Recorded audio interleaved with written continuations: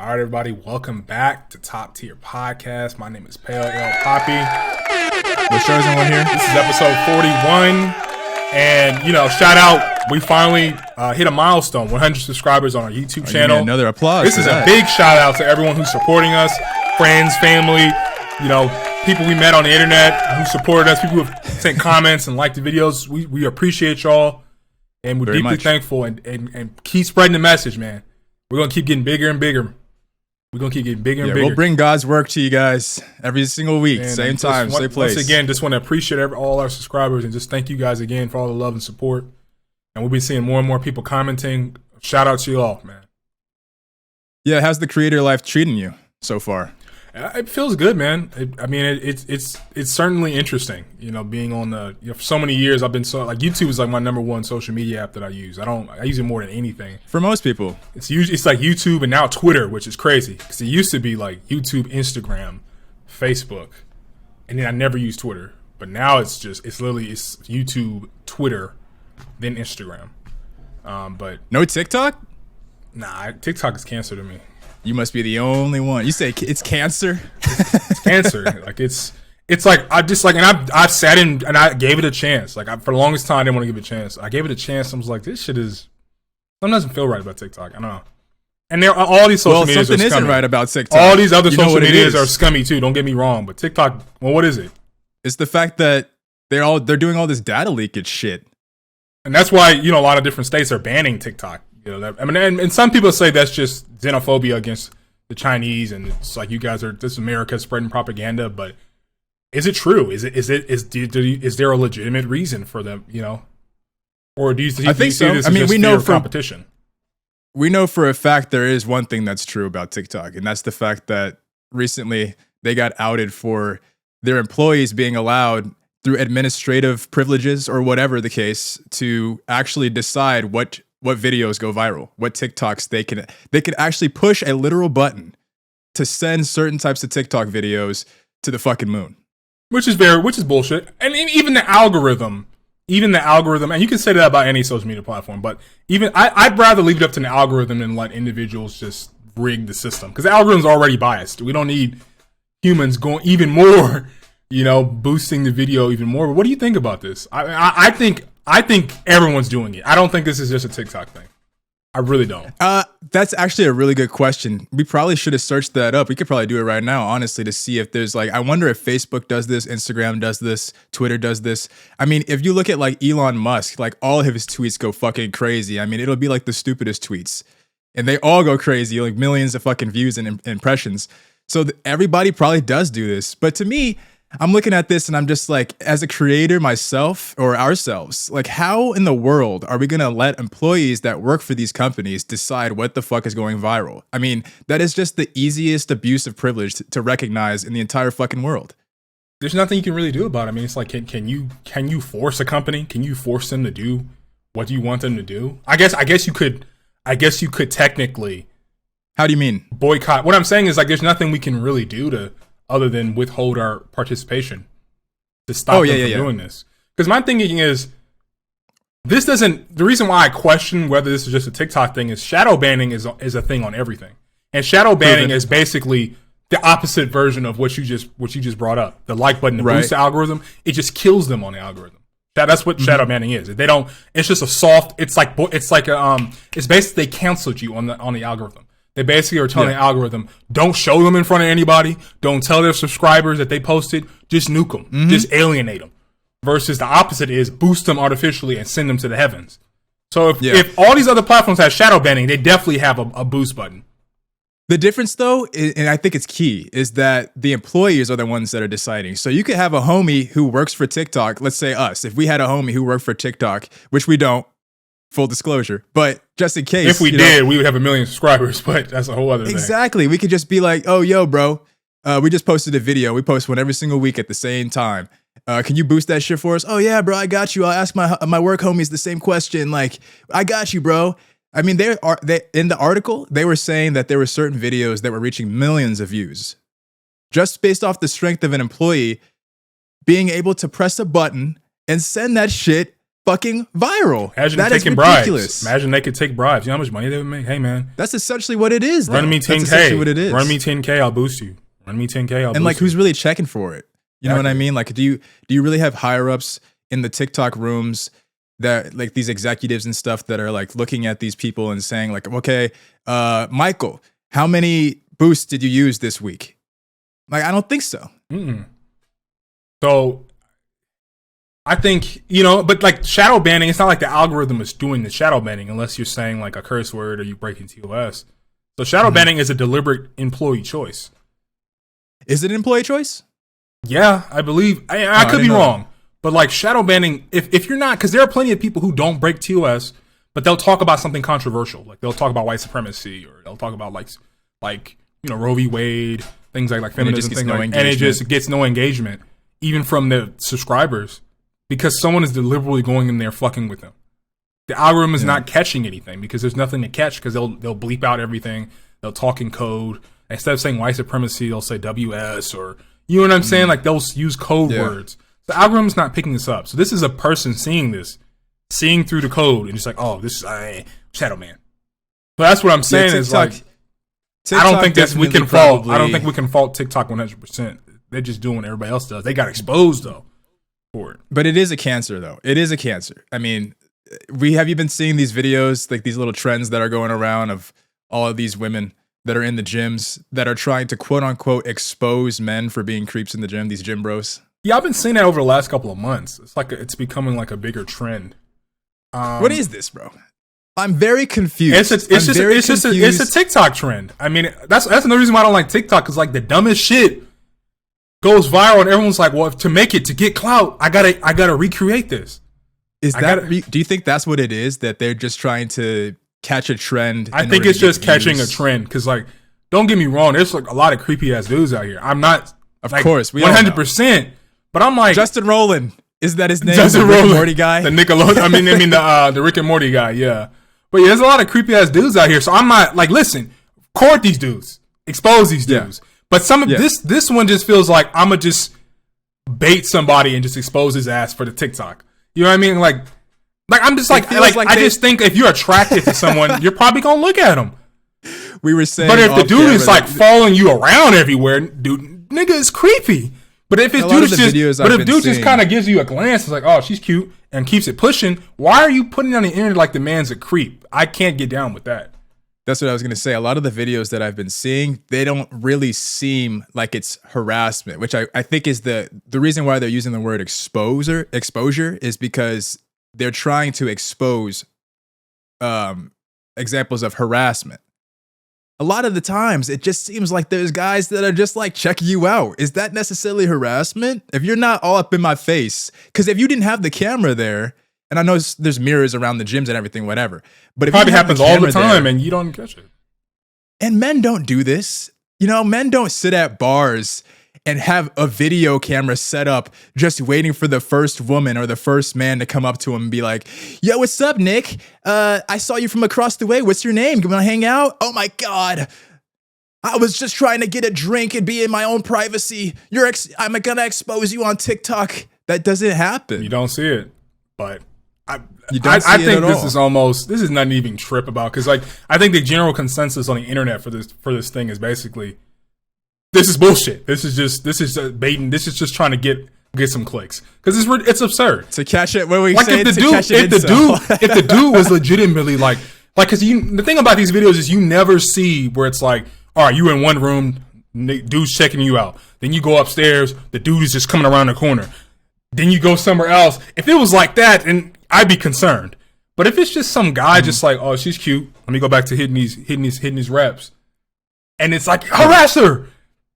That's just trolling. Like, that's trolling for clicks. That's baiting for clicks. And like, even if the guy does come up to you and tries to like have a conversation with you, is that something that's deserving of being exposed? No, truly, I don't think so. I think are we gonna say that? I think if the dude shoots his shot and you're not fucking with him, just reject him. Now, if he keeps going and keeps doing shit, then yeah, he's a creep. But you're not gonna, like, if someone shoots their shot, they're just gonna shoot your shot. I don't see a problem with that. And you don't even know what the intention is. if I come up to you and I just talk to you, like Elliot, if you were at the gym and I come up and I say, hey, you need help putting that weight on, are you just automatically gonna think, all right, this guy's hitting on me? No. People are legitimately just cool. I mean, that's just in every I just arena. don't get it. And I maybe I seem a little bit too hurt by this. Because it's just kind of fucked. I guess it's maybe because you're thinking it's just framing men as like some kind of. And don't get me wrong, men do a lot of horrible and fucked up shit. I'm not saying that, but I'm just saying it's just kind of like framing it where it's like, damn, I can't even just glance over. I'm a creep if I just like, damn, she's cute, and I go back and do my own thing. Like I'm a creep now. When you know, people check each other out. Like men check out women, women check out men. Like I know dudes have seen the women do that glance down. They do that. I know you've seen that. It before. Happens all the time. They do that thing where they look at your head and they go down. They do a scan. They do like a real quick. Is she a creep? Yeah. No, she's just checking out a dude. I don't really see what the problem is. Just a glance down. Oh, okay, cool. And going back to do whatever you're doing. I don't really understand why we're calling people out for that, but yeah, y'all got to stop with that. Y'all got to stop with that one. It was fun while it lasted, but y'all got to stop with that one. All right, what's our next topic here? Let's keep it moving. So yeah, his name was Tyree Nichols, and they literally 5 black cops in Memphis, literally Memphis Police Department, literally beat him to death, literally clubbed him to death. It's all recorded. All recorded. The recording just came out. All the cops were charged. Fired and charged. And I don't know, man. I feel like the discourse on this one is you're not really hearing, and I'm starting to see it now. But when it was happening and right before leading up to the video release, I was not hearing a lot of the he should have just complied. It's something sketchy about him, and let's wait for the full story. I have not seen that. Maybe I'm wrong, but I've been looking all over social media. I saw the same thing. I have not seen that to the same degree. To the same degree, at least. For me, what it was is that they just moved so fucking quick to expedite the process of charging these people and holding them accountable. The cops, I mean. I have not seen in recent memory, maybe you could, give up some anecdotal evidence of things that have gone extremely, extremely viral like this is doing. For example, like George Floyd, we saw Derek Chauvin get charged pretty fucking quickly. Yeah. And that went to court pretty fucking easily. Just because of the fact that it was on a global scale. It was such a public case. But, these more minor cases, it's a lot of red tape, and it takes years. Like Breonna Taylor, that one there's so much red tape on that one. Or even like Elijah McCain, he's like the autistic kid. They murdered and injected him with ketamine. The cops went to his, pretty sure went to like his funeral or something like that, and they were like taking selfies, like, yeah, we killed that nigger. You know what I mean? Like that kind of thing. Like these guys, they're just now, I think a few months ago. Remember, this happened like 2018, 2019, and like last year they were talking about, all right, we're going to reopen it. We're going to investigate it more. Most cases that don't go get that public, there's a lot of red tape and these cops usually get off. But this case is just so cut and dry. Like these guys are charged. And they move with the swiftness. They move with the swiftness. They don't send them back to work while they investigate. This one was just like, done. You guys are done. Boom. Yeah. You're going to get the FBI doing an investigation, nigga. They talking about the FBI being involved to do their own private investigation. I just haven't seen anything to this level. I mean, if you want to say it's because of the number of cops that were involved, we've seen that before. If you want to say it's because of the area, the region that it was in, the state that it was in, we've seen this happen before. If you want to say it's because, like, it all boils down to the fact that the only thing that's different, the common denominator here, is that they are black men. Yeah. And there's no white men involved. In case there's no good old boy treatment and no qualified immunity in this time. No good. Exactly. They're just, you guys murdered a guy in cold blood? Well, go to jail. Like, there's nothing to talk about. Yeah, there is no. So that just comply narrative. Ain't nobody talking about. Yeah, ain't nobody talking about that just comply narrative with this one. You seen that Ben Crump was handling this case too? He's going to be handling. Ben Crump is controversial because I talk to a lot of people who are like, I know a lot of people who are like, you shouldn't criticize Ben Crump because he's basically just hitting them in their pockets. He's just like, he's not really trying to, necessarily go for all these huge convictions. He's just like, hey, pay me. Right. But a lot of times these things are being paid by the taxpayers. These things are being paid by the taxpayers. Right. So who is really, it's exactly. In this case, it's the taxpayer that's getting hurt, which is a lot of black people. You're forcing black people and other people, but black people included. In a state like Tennessee. Yeah. Where there's a higher population of black people. Yeah. Yeah. In the South. So I don't really see. It just seems like the dude's just filling his pockets. You know what I mean? And the narrative is just, well, how the fuck is he involved with every single one of these cases, yo? It's every single one of these, not the cases that, I mean, he probably is doing other work in between, but I always see him being involved with the major cases, the ones that are going extremely viral. And I don't know, and like, I'm trying to think of, are there any major cases in recent history that he wasn't involved in? I don't know. There's too many to go based off of, bro. The police brutality thing happens all the fucking time, and that seems to be his bag. He really likes these cases. Probably like you said, man, it's probably just a lot of money involved. He already knows we're gonna get paid. So, hey, I'll take the case for you. I mean, I can't blame him. You know, he probably is a good lawyer. I don't want to take anything away from him. You know? Yeah, I mean, definitely the dude has to be a good lawyer. But I'm just, you know, especially for, you know, the amount of cases and high profile cases, but. I don't disagree with him trying to get the money, but I definitely feel like there's got to be a balance between getting a payout and getting real justice. I think you can do both. There might be less money involved, but you can hit them in their pockets a little bit, but get the justice. You know? Yeah.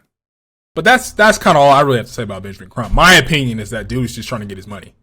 Clearly, I mean, who's not trying to get their money? But like, I mean, he just sees a gold. He sees a gold mine here, and he's built a reputation of where he can kind of slide into a lot of these cases and just clean up. Cause he's getting he's getting 20%. You know what I mean? He's getting so they're getting millions paid out. He's getting big checks. So, man, I wonder what his net worth is. I know this is probably false, but it's nice to just to wonder. They're not going to have the actual. It's not going to have the actual, but they might try to estimate it. They're saying he's worth $180 million. I'm not surprised though. No way. They say his monthly income is $2 million. How did they even know that? That man is set up. Good for him. This doesn't even make any sense. They're saying his annual income is 44 mil, but his net worth is only 180 mil. That doesn't even sound right. It's probably cap, but I mean, he probably is a millionaire, bro. He's been involved with a lot of these high-profile cases, like you said. He's worth 8 figures. No, and we're not talking like low 8 figures. He's definitely worth above $30 million, without a doubt. But I don't know about 180. Could be worth more. Let's keep it moving. So you didn't really know much about this one, but Nike is suing Bape for copyright infringement. Now, you wanted to save this for here.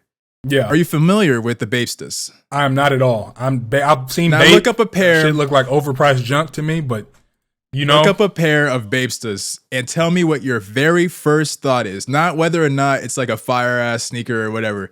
Just tell me what your very first thought is. Converse mixed with Air Force Ones. You're not looking at the right thing. If that's what you said, Converse. Well, probably they really look like Air Force Ones to me. Air Force Ones, exactly. But the reason I don't know why I thought Converse. it's like 90% Air Force One, but I don't know why. It literally is an Air Force One. The only difference is that they don't have a swoosh. That's the only difference. It has they need to get sued. They need to get sued for this. I agree 100%. Now, I think what is so fucking funny about this is that Bape, and you can fact check me on this, but I'm pretty sure Bape has been around literally since the early 2000s. Probably like 2003, 2004. And so Nike waited, knowing, because these are popular shoes. Damn, so even before that, a whole decade before Japan. What I thought. Yeah. And so Nike knew that they were doing this. Coming up off of this, Bape is a huge fucking deal. And they waited almost deliberately for this moment to take them down, because now they've been doing this shit for so long. They have inventory full. They have other designs and things like that. I wonder why they waited for so long. What do you think? I don't know, man. This is robbery, though. That's robbery. I'm not. That's robbery. Come on, that's robbery. Oh, let's not sit here at its finest. Because I'll usually give you the benefit of the doubt. This is straight up robbery. Straight up robbery. Yeah. I don't know, man. I don't know what took them. How long have they been making Bapestas? I guess that's the real question. I'm gonna guess around the same exact time as the founding of it. Yeah, dude. They might have just wanted to wait, and they wanted them to get bigger and bigger so they can chop those nuts off and really take them out. Some more payout. They probably already knew from the get-go that they were going to be able to get some cash off of this. I don't know if they're foreseeing it that this is civility. This is some Game of Thrones level. I think business is the real life Game of Thrones. I really believe that. Like big corporations are probably like the families in Game of Thrones, and they just are like the little kingdoms in Game of Thrones, and they just because business is war. Business legitimately is war. You're trying to obliterate your opponent. You have competitors. You want to put them away. You want to retire them. That's the entire point. They don't play with each other. If you're not, if you don't catch up to your competition, you lose. They're just gonna bankrupt Bape. Hey, we'll buy you guys. Depends on how much they're gonna lose this because this is like ridiculous. Oh, by like, far, just look at the bottom. Far. Look at this stitch. Look at that little stitch. You know how that they have like that single stitch line with the sole on the bottom. It is literally a pure ripoff. It's the same when I thing. first came across these shoes, I was like, "Wait, these are Air Force Ones." No, they're not. They're Bapestas. I was like, "Bro," and they're expensive too. They're more expensive than a lot of Nikes, man. I'd rather just get some Air Force Ones. Like, what the fuck? Like, I'm sorry. I'd rather just get some Air Force Ones. No, because they might actually go up in value if they hold on to them. Yeah, scarcity. So now people still want Bapestas, but they can't sell them anymore. So the ones who still have the fresh ones. Remember when Lil Nas X came out with those fake Nikes? He had to remove all of that inventory. Those aren't worth anything, are they? You talking about the ones where he put a drop of blood in them? Yeah. Ew. I just got gave me cringe thinking about it. Lil Nas X. I'm pretty sure he had to remove all of that inventory. They're probably going to do something very similar here. They're probably going to make Bape just have to remove all of that inventory. Dude, they're going for $2,000. They're going for $2,000 right now. The Lil Nas X sneakers? Yeah, the blood ones are going for this one's $1,100. This one is $2,500 or $2,200. This resellers market is really fucking wild. It's a wild thing that all of a sudden you can just buy clothes and sneakers, just literal pieces of plastic and rubber, and sell they made them shits for $5, $5 to $10 probably, and you can sell them for thousands of dollars because it's a name brand. Shit. Like, well, I guess I'm wrong. LaChosen, we were talking yesterday on Discord, and he was telling me about these like Amiri shoes, like these like Amiri and how expensive shit is. I found some Amiri boots. Shits are on point. They're called like these Amiri workman boots, and they have like Sherpa on the sides and on the top. And them shits is like, what, like $1,100? Like, no.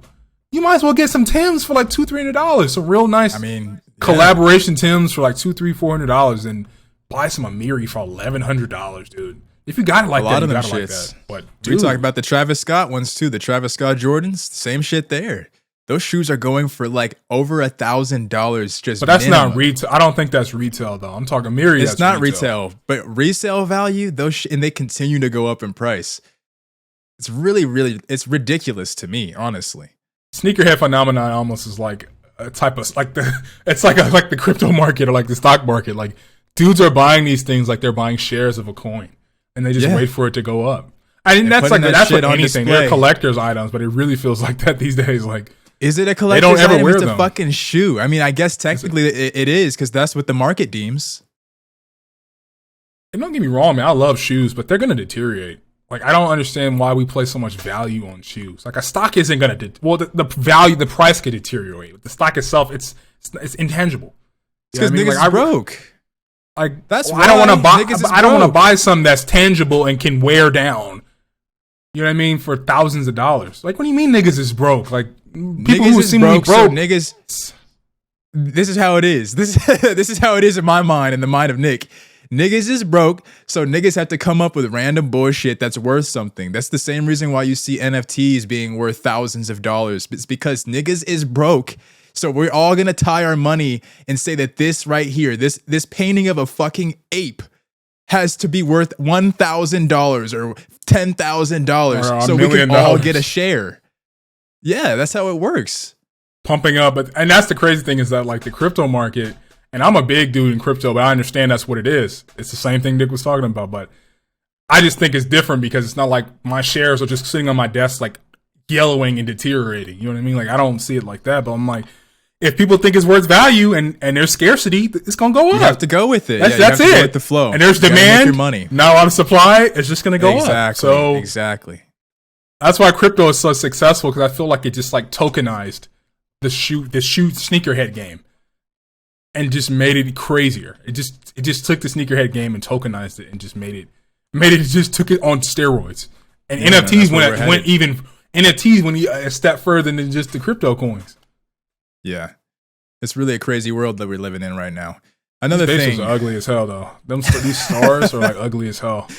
Let's keep it moving here. I wanted to talk about Stephen A. Smith having to apologize to Rihanna. Did you hear about this? I'm gonna play some of this because I don't know if our audience is not eligible. It wasn't the biggest story, but I'm gonna play some of this. This is Stephen A. Smith on the Sherry Morning Show. Are you excited for this halftime show? I don't want to say I'm not excited. She's fantastic. That's not where I'm going with this. Okay, where you going? Ladies and gentlemen, she's a lot of things. She's spectacular, actually. Yes. And congratulations on you, Yes, she Mama. is. Yes. I sense There's butts. one thing she's not. Uh-huh. She ain't Beyonce. I know she's not Beyonce, but wait a minute. Hold up. Oh my God. So he said what he said. He said what he said about Rihanna. And I guess niggas got in his ass because he ended up apologizing to this. He actually put out a full-length video of him sitting and apologizing to Rihanna. That's soft. We get troll niggas in the comment section all the time. I ain't apologizing for shit. Well, I don't know. Haven't said anything on his level though. That's the reason why he's Stephen A. Smith. Well, he gets his hate. Rihanna. His hate is a million times, even if it's to equivalent to ours. His hate is like a million times higher for anything that he says. Exactly, dude. That's his opinion, and it seemed like it was just a good, fun argument. It kind of felt like people just talking about their top 5 rappers. Like, you don't come down on the dude because he doesn't. Imagine the internet. He's like, oh, my top 5 rappers are this, but didn't include Drake. And the internet's like, you're a fucking idiot if you don't like Drake. He's like, I'm sorry, guys. It's the same thing to me. That's the crazy part is that he literally did do that. He's done that before. And you know what happens? Because he's talking about black men? Nothing.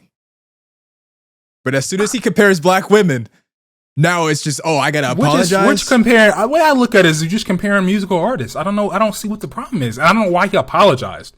There's no reason. That's not something to apologize for. That's my opinion.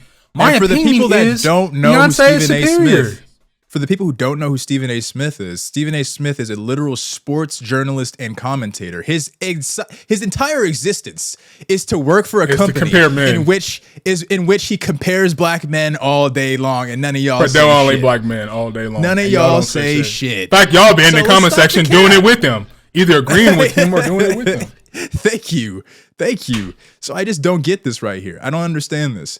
Now, we already went over the fact that he had to apologize for this shit, but I really want to dig into this thing. I don't want to dig into it like it's that big of a deal, but I just don't understand what this double standard is because we were talking about it earlier with the TikTok videos and stuff like that. Like, what is this difference between if a man does it and if a woman does it? If a man does it, and we have different intentions a lot of the times, but if a man does it, it somehow is villainized. Yeah.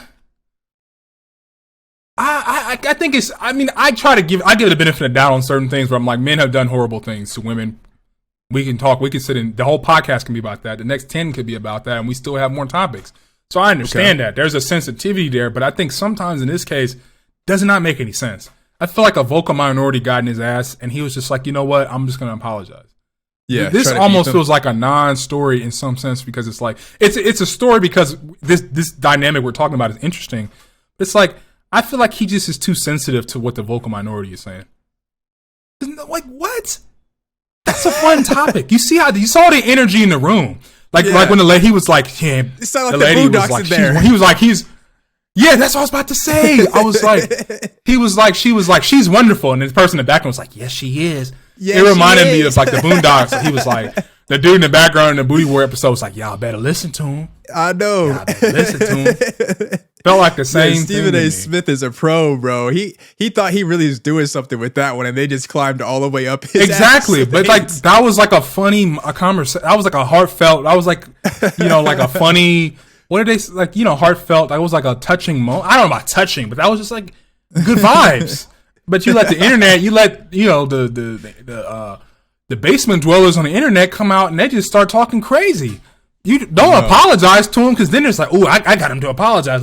What are we gonna attack next? You over here responding to niggas on that are putting stuff on the internet. They don't even pay for their own Wi-Fi.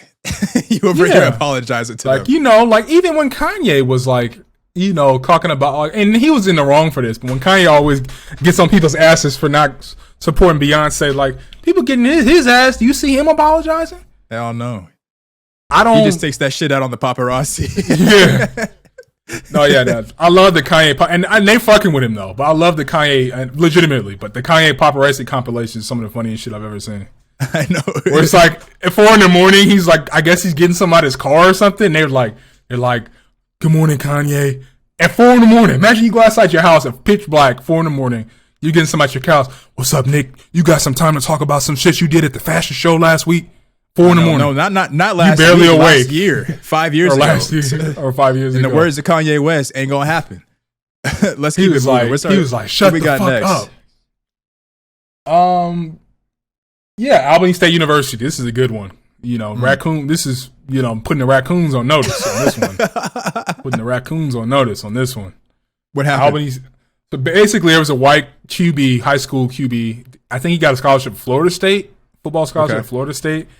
And he was singing some rap song, and he said the N-word, so he lost. People got in his ass, and he lost his scholarship. Well, HBCU, reached out and said, "Hey, man, if you want to come play football here, we got you."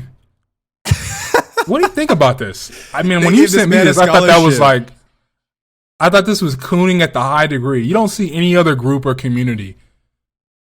Someone says something racist about them, and they're just like, "You know what? We got you, man. Don't worry about that." Like, I mean, that's just incentivizing the continued bullying and anti-black narrative.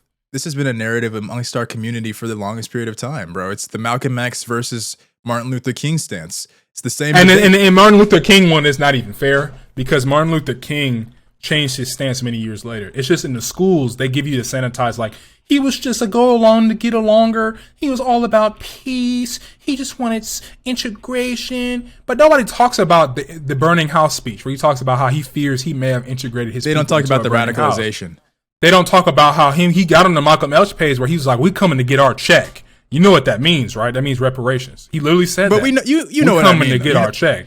You know what I mean? It's about, like, do you want to be forgiving? Do you want to be forgiving? We were talking about Black Panther too. It's that same thing. Like, do you want to be forgiving, or do you want to try to hold your ground, stand your ground, and be fucking for your people? Like, in this case, they decided to be forgiving, and it's just that same age-old debate about Black people always trying to be the first one to forgive. Or be they call it, or to be a mule. They want to fight for everybody else, but won't fight for themselves. And everybody else doesn't want to give them the same love. This man doesn't, why would this man even want to go to this school for one? If he is a racist. He's probably getting a nice scholarship. I don't know if the boy is racist. I don't want to say that the boy is racist. I don't know if he's racist, but he made a mistake. He needs to be held accountable for it. That's not up to us to be like, all right, we're going to reach out with the olive branch. Literally all you have to do. Let's bring this man over here. Yeah, there's no reason. Literally all you have to do is just keep your mouth closed and keep it pushing. A lot of black folks they always want to be one of mules. They call them like political mules too, like where it's just like, you want to fight for all these other groups, and a lot of these other groups are anti-black. But I don't want to get too deep into that, but I'm just kind of like, bro, just mind your own business. That's it. That's all we got to do. Let everybody else, let the chips fall where they're going to fall, position ourselves to be okay, when the whole thing, everything comes down, if that's what's going to happen. But don't put yourself in intentional harm's way for somebody else who doesn't fuck with you like that. That's all I have to say about this topic. It's just like cooning to me. It just definitely seems like some dude is just like, I don't know. Probably looking for attention. Keep it moving. Keep it pushing. There's nothing to really talk about here other than just like somebody was raccooning, and we really just need to mind our business most of the time. Like, somebody's running around saying the N-word and he lost his scholarships. Okay, cool. And what were you talking about before? You know what I'm saying? Like this. Oh, that happened. Oh, cool. All right, let's talk about something else. Like, you know what I mean? Like, there's no. Like, what are you doing? Why are you putting things in motion to get this dude a scholarship? Like, dude, just keep it pushing. There's nothing else to talk about. Yep. All right. Oscar nominations. Oscar noms. I got it. Yeah, let's talk about. This is a good one. Yeah. Let's walk through these. All right. Let's start with Best Picture. You on Best Picture? Yeah. Hold on. I thought I had it up, but yeah. I don't know why. Here we go. Best Picture. So yeah, for best guys who you don't know, Best Picture award nominees are Top Gun: Maverick, Women Talking, Everything Everywhere All at Once, The Banshees of Inisherin, Triangles of Sadness, Triangles of Sadness, The Fabelmans, All Quiet on the Western Front, Avatar: The Way of Water, Elvis, and Tar. Yeah. We don't have to go through them every single time, but for the best picture, we definitely had to just make sure everybody was aware because there is only one true winner of this award. Everything, and everywhere. That is exactly. I mean, let's come on. So Everything Everywhere All at Once is, I think they're leading the count. I think they have about like 10 or 11 nominations this year. They should sweep every single fucking thing that they're nominated in for the most part. You agree? Yes, they're gonna sweep. That movie was incredible. That was one of the best movies I've ever seen in my life, without a doubt. If you haven't seen that movie, Everything Everywhere All at Once, please check it out. To me, like if you were disappointed with Multiverse of Madness, I think this might be your movie for you. If you're looking for Multiverse of Madness mixed with a touching family story, you're gonna get what you wanted because that movie is like ridiculous. It's what I expected Multiverse of Madness to kind of be like. Maybe not the family element, but just the wacky. It's kind of similar. For those who don't know, slight spoilers. It's like a multiverse or type of movie, like a multiverse hopping movie for the most part. Let's go to Best Actor. What are you thinking? Because I mean, I haven't seen all of these movies, but I'm pretty sure that Brendan Fraser for The Whale has been winning damn near every single fucking thing. And I haven't seen it yet, and I'm trying to go see it pretty soon before the Oscars actually premiere. But at least from what I've seen in the trailers and some of these clips, it looks like he fucking did a superb job. I'm kind of gunning for him. I kind of see it, man. I saw the trailer for this last week. It looked pretty fucking good. I'm not even gonna lie. I might watch. I've only heard good things. Actually, it's in theaters. I don't think we can stream it. I thought we could stream it. Probably not yet. Because when I watched the trailer, it was like on Vudu. Oh, maybe I'm crazy. It's A24. Yeah, we'll let the people. We'll let the people know. And then also the guy who played Elvis. I saw Elvis. I did watch Elvis. He did a fucking good job. I'm not gonna lie. That's the thing. He did a pretty good. I thought he did. Have you seen it? I thought he did pretty. Not yet. It's on. I think it's on HBO. I don't really care to watch it. I think it's on HBO. I didn't want to watch it at first. I didn't want to watch it in theaters because I have my little things about Elvis. But the movie kind of made me feel better about him, if that's really how he was in real life, because he had mostly black homies, and they were kind of criticizing him for that. Like he would be at all the little black clubs. Like all his homies were black. I think he he used to go to black churches like a lot of his childhood. Like they showed him as a kid, like being in a black church or whatever. I don't know. Still culture vulturing, but I feel like if there's real attachment to the culture, I feel a little bit better about it, even though it's still culture vulturing to me. Okay. But I feel like I feel like the movie humanized him more for me. I thought the actor did a great job. I swear. I can see him winning this. I can see him winning this. Now, let's move to Best Original Song, because there's a particular movie that came out in 2022 that had no business being as big as it was, but somehow, some way, was able to make its way to the States. I'm talking about RRR. I'm gonna give that a round of applause, actually, because this shit got snubbed like a motherfucker. Yeah. Literally, the only thing that it was nominated for was for Best Original Song.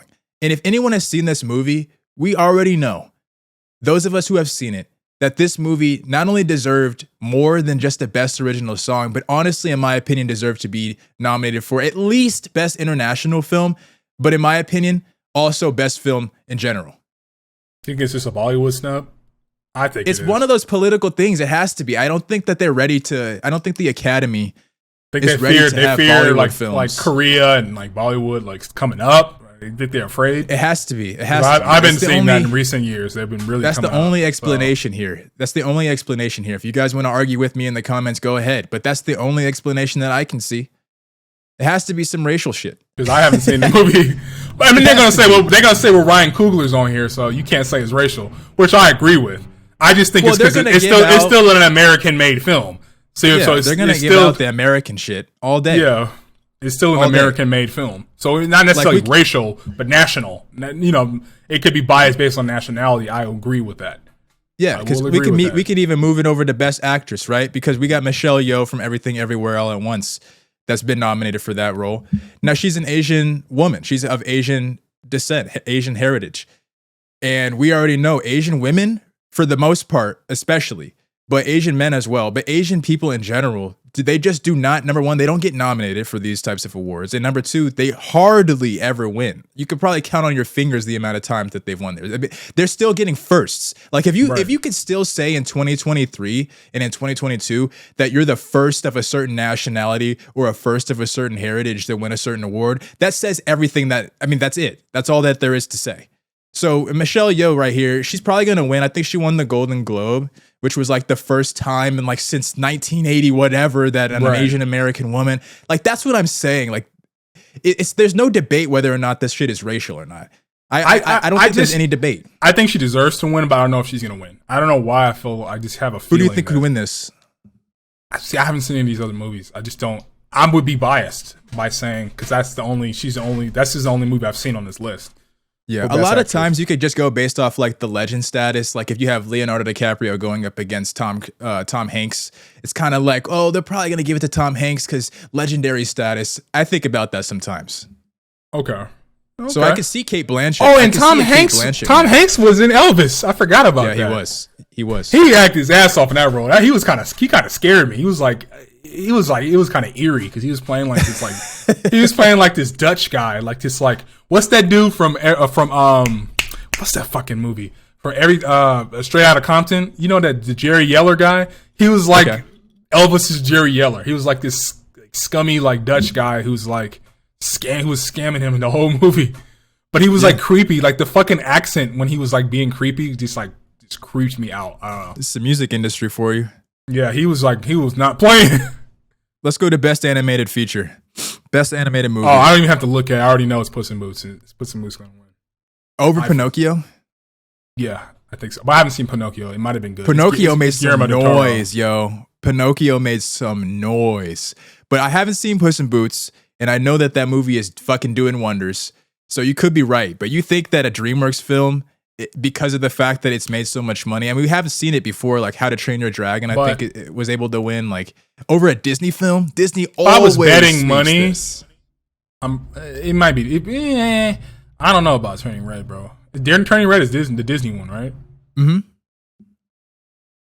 Turning Red wins. We already know that's rigged because I believe Disney always wins. Would you be surprised? No, I wouldn't be surprised, but I would just say it was rigged. But I think, honestly, it's probably going to be Del Toro because it's like you said, it's like a legend status. Like, that's one of those, like, he's going to win that. But Puss in Boots might have a shot, but I doubt it. Puss in Boots probably is most deserving. It had the most, like, original, what do you want to call it? Like, original growth, like, original community around it. Right. And it's like, dude, this movie is sick. It has that Spider-Verse animation. I think it's the same company. Yeah. Really fucking sick. I thought it was like... I don't think it's the same. Oh, you mean like the same? I thought it was a surprisingly more mature story. I really thought. Like, it's a kid's movie, but like it kind of gives me the SpongeBob effect, where it's like, SpongeBob is for kids, but it has like... You could tell that like adults can get a lot of laughs out of SpongeBob. Like, it's written in that kind of neutral way where it's not too kiddie. There's some like real shit. There's like some real shit in SpongeBob about capitalism and the 9 to 5. And like, you know what I mean? Like, Squidward, I feel like represents like SpongeBob is like, I think how a kid sees like, in the future, I'm going to be a lawyer. I'm going to be working. I'm going to be, it's all going to be sunshine and rainbows. And Squidward is like how you are when you're actually there. And several years are passing by. Day in and day out of 9 to 5. Just a miserly man. Like pessimistic man. And then Mr. Krabs is that capitalist boss, that greedy boss. Like, you can get a lot out of SpongeBob. I felt the same way kind of with Puss. Like, it kind of had that real, like, an adult could really can enjoy it for real. Like, you wouldn't, it's not a snooze fest you take your kids to. Good. So I can see it winning. There's only one answer for this one. I'm trying to find on the list. How deep in it? Oh, there it is. Best VFX. There's really one. There's only one. Oh, it's answer Avatar. Here. Come on. Probably, right? It's Avatar. If Avatar doesn't win, we're calling cap now. And don't get me wrong, Black Panther was actually on that one. was actually really fucking good. But dude, if Avatar wasn't on the list, I'd probably say Black Panther, maybe the Batman. But now, I can give you that. Nah, Avatar is a sweep. If it doesn't win, that's blasphemy. We already know. Look, James Cameron is leaving with something. He's leaving with something. We already know. That's probably gonna be the only thing he gets to walk away with. This movie is known for its visuals. When I went to the theaters, I went to see it in Dolby 3D, Dolby Vision. Shit was on point. Come on, man. That was like the best 3D visuals I've ever seen in my life. It better That's win. what it's for. Yeah. Let's go to Best Supporting Actress. Now, this is a first in history, y'all. Angela Bassett is the first Marvel actor to ever be nominated for an Academy Award. Should we clap it up? I think we should clap it up. I think we should clap it up because she did a great job. I saw the movie twice. I think she did a great job. I mean, that's crazy. I think she's gonna win. I think she's gonna win, dude. I really don't believe. And remember, even like the two actresses who were in Everything Everywhere All at Once. That's a toughie. They did. I think they both did a great job. I just think definitely deserve the nominations. Yes, they deserve it, and they might even win. But I really think Angela's gonna win. I don't see her not winning. It could be again. It could be one of those legacy status things. You know what I mean? Like she is up there. She has been recognized before. And I don't know if she's won before. She might have won for that What's Love Got to Do With It? Right. She might have won for that. I don't even know if she was nominated, but she probably was. But I could definitely see them just being like, yo, you had an amazing career. We're going to give you this award. That happens all the fucking time. But it would suck just because I hate when I see like great actors talking about the Jamie Lee Curtis and Stephanie Sue. I think is how you pronounce her name. Right. The ones that were in Everything Everywhere All at Once. They had great performances too. And I would be in any other year, like they should win. Stephanie Sue, she killed it. I think she definitely was my favorite actress in the movie. She was great. Yeah. I think she really killed that role. So, cause she had to, if you've seen the movie, she had to like, just watch the movie. That's all I'm going to say. But like, if you watch, you understand what I mean. Like that was one of those roles where you really needed an amazing actress to play that character. You really had to have it out there. What were you saying? I definitely think that they will get a supporting actor award though, but it's not probably going to come from the women. It's probably going to come from the man's side. Best supporting actor. How do you pronounce this man's name? I don't know, but he's from Everything Everywhere All at Once, and wasn't he like he was a child actor, and I don't remember what movie he was in, but he was in Indiana Jones. He was in Indiana Jones. Yeah, he was in the Indiana Jones movies. It's like Hugh Kwan. I'm gonna just try. I'm sorry that I'm butchering it, but he's definitely gonna win. I mean, oh my god, he was a standout. He was a standout in the movie. There were so many amazing actors in that movie. It's really hard to just for he's gonna win. Michelle for supporting male actors, Michelle Yeoh and him has to win. Yeah, has to win. That movie was incredible, and I think it's just now really starting to get its stars because people are just like actually starting to watch the movie now. Like the movie did well in theaters, but like even more so, like people are now starting to trickle down into streaming, and I feel like it's going to take on another life on streaming now because this movie is fucking incredible. Mm-hmm. Yeah. I think people are now really starting to stop sleeping on the movie, and it made a lot of money, but it really should have made a lot more for how good it is. When it wins, that shit gonna go crazy. It's gonna go crazy. They about to probably make more money than it did in theaters, and they made a lot of money. Because they're gonna sweep. They're just gonna sweep all of these awards, and people are just gonna be like, "Oh my god, like what movie is this? I have to go watch it." Best director. What are we thinking here? Okay, best director. Okay, I see it. So, Banshees, Everything. I don't know. I think they're both going to get it because the list I'm seeing, it lists them both their names one time. It says Daniel Kwan and Daniel Shearer. That's what I'm saying. Are they saying that they're both individually nominated? I think they're not individual. I think they're both collectively nominated. Oh, okay. I was about to say. They work on the same movie. So they're co-directors. Exactly. So I'm sure they will both get they'll probably each get an award for it. Okay. I hope they win. They're not competing against each other. Yeah. I know we sound like a broken record, but I'm serious. Like Everything Everywhere All at Once should win. That's just what it is. That's just what it is. I could see Steven Spielberg maybe winning because he's probably heading towards like the tail end of his career. And this was a big movie for him. I think this was like a quote unquote biopic that he just made, The Fabelmans. It's like based off of his own story. It's not necessarily like a documentary, but so I could see them just awarding him because it's Steven fucking Spielberg. Right. Or maybe there was another good movie here. I don't know. But the Banshees in Inisherin? I keep seeing that. It keeps popping up. That made a lot of noise. Yeah, that made a lot of noise. It keeps popping up. So I can see it. Original screenplay. Original screenplay. I mean, it's the Daniels, bro. Everything Everywhere All at Once. Yeah. How could you not say that that's the movie of the fucking year? How can you not? It's the movie of the year, and they're gonna sweep. I think some of Original them that they're screenplay. on, some of them that they're on may not win because they're not gonna let them win everything, but they're gonna win a lot. I think they're gonna win most of the categories that they are in. They should definitely get original screenplay, adapted screenplay. What do you think? Probably All Quiet on the Western Front. Your boy Ryan Johnson got nominated for this one. Which is, hey man, I love that movie, but I know you hated that movie. We have our differences. But yeah, definitely adapted screenplay. It's probably gonna be All Quiet on the Western Front. The war movies are gonna be best sound. Probably gonna be All Quiet on the Western Front. Right. Original score, I have no idea. No idea. I haven't seen. Babylon got nominated. Yeah. Interestingly. Yeah. And then all the rest of them. I mean, film editing. I don't know. Best costume design. Anything. You think it's gonna be everything? There were some interesting costumes in everything. Bro, I mean, there was a literal sequence of a montage where they were showing every single different costume of like all 50 of the different universes. If you haven't seen the movie, you don't know what the fuck I'm talking about. But there was a sequence where they show like 50 different variations of the same exact character. Like, are you serious? That scene alone is like, all right, you deserve the nomination. Do you deserve the win? Who knows? And it's going up against. I haven't seen Babylon, but it's going up Black Panther. Costumes are on fucking point. Let me be clear.